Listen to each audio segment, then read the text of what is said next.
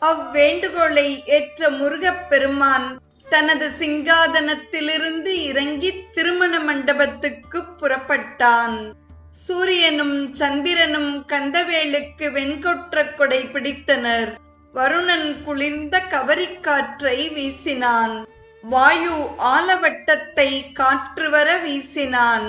யமன் ஒற்றை வாளை ஏந்தி வழிகாட்டி நடந்தான்.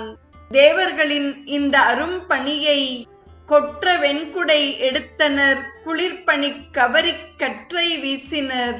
ஆலவட்டங்கள் காலசைத்தனர். ஒற்றை வாட்படை ஏந்தினர். உடுபதி கடவுள் மற்றை ஆதவன் மருத்துவன் சலபதி மரளி என்று வரிசைப்படுத்தி கூறுகிறார். தலைவர்களுக்கு அணிவகுப்பு மரியாதை அளிக்கும் பொழுது ஒற்றை வீரர் வாளேந்தி முன்னால் வழிகாட்டிச் செல்லும் மரபு இன்றளவும் உலகெங்கிலும் உள்ளது. கந்தவேலுக்கு ஒற்றை வாட்படை ஏந்தி வழிகாட்டியாகச் சென்றவன் யமனாவான். நடுவுநிலை தவறாத யமன் கந்தவேலுக்கு வாட்படை வழிகாட்டியாகும் பேறு பெற்றான். அப்போது கந்தவேலின் கொடியில் இருந்த அழகிய கொண்டையை உடைய சேவல் மகிழ்ச்சி ஆரவாரம் செய்தது.